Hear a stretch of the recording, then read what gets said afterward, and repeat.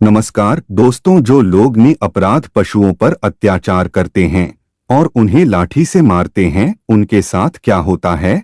और जो लोग गौ माता की पूजा करते हैं, उन्हें रोटी खिलाते हैं, उनको कौन सा पुण्य मिलता है? आज की इस वीडियो में एक अत्यंत पावन कथा के माध्यम से जानेंगे। मित्रों, एक बार की बात है, देव ऋषि नारद नारायण का जाप करते हुए यमलोक में पधारते हैं। यमपुरी में यमराज अपने सिंहासन पर विराजमान थे।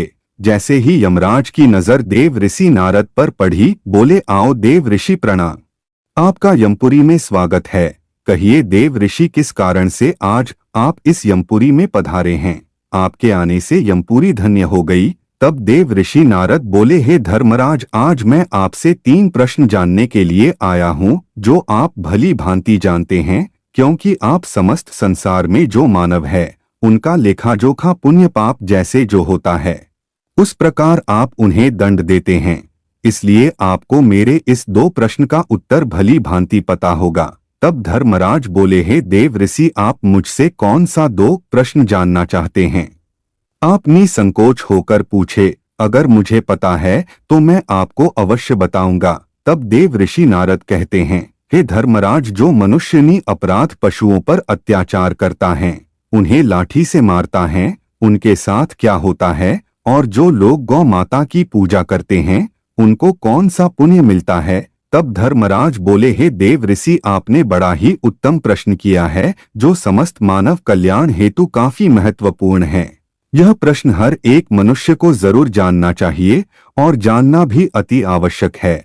हे देव ऋषि, अब मैं तुम्हें एक अत्यंत पावन कथा सुनाने जा रहा हूँ, जो तुम बड़े ही ध्यान से सुनना, क्योंकि आपको यह भली भांति पता होगा कि आधा अधूरा ज्ञान एक बिस के समान होता है। तब देव ऋषि नारद कहते हैं, हाँ धर्मराज, आपने बिल्कुल सही कहा। जो लोग इस बात को नहीं जानते, वही गौ माता की कथा को आधा अधूरा छोड़कर चले जाएंगे और उन्हें पाप लगेगा। मित्रों, आपसे रिक्वेस्ट है कि यदि आप इस कथा को सुन रहे हैं तो पूरा जरूर सुनना और एक बार सच्ची श्रद्धा से कमेंट में जय श्री कृष्णा राधे राधे जरूर लिख देना। मित्रों, फिर धर्मराज कथा सुनाना आरंभ करते हैं। कहते हैं, पूर्व काल की बात है।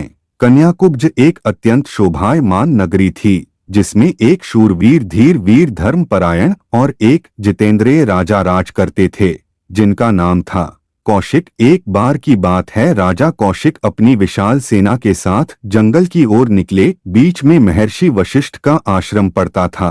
राजा कौशिक महर्षि वशिष्ठ से मिलने के लिए अपनी सेना के साथ महर्षि वशिष्ठ के आश्रम के पास पहुंचे गए और अपनी सारी सेना को वहीं पर ठहरने का आदेश दिया। महर्षि वशिष्ठ ने राजा कौशिक और उनकी सेना की खूब आवभगत सेवा की। सभी सैनिकों को अच्छे से अच्छे व्यंजन परोसे गए। ये देखकर राजा अत्यंत प्रसन्न हुए। फिर राजा कौशिक ने महर्षि वशिष्ठ से पूछा कि आप एक ऋषि होते हुए भी आपने इतनी बड़ी सेना के भोजन का इंतजाम कैसे कर दिया?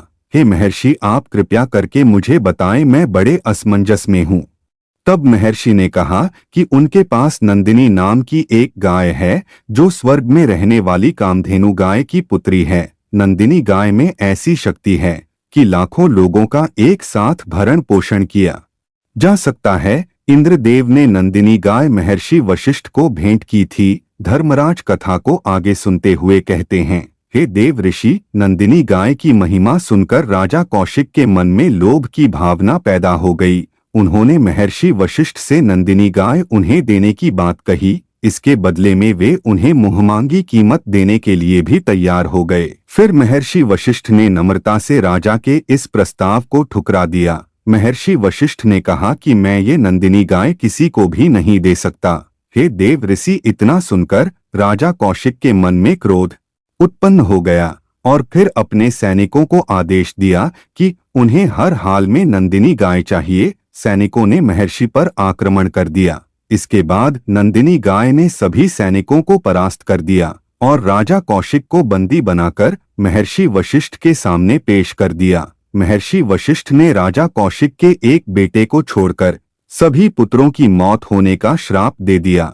हे देव ऋषि, राजा कौशिक जब अपने महल पहुंचे तो देखा कि उनके एक पुत्र को छोड़कर सभी पुत्रों की मौत हो चुकी है।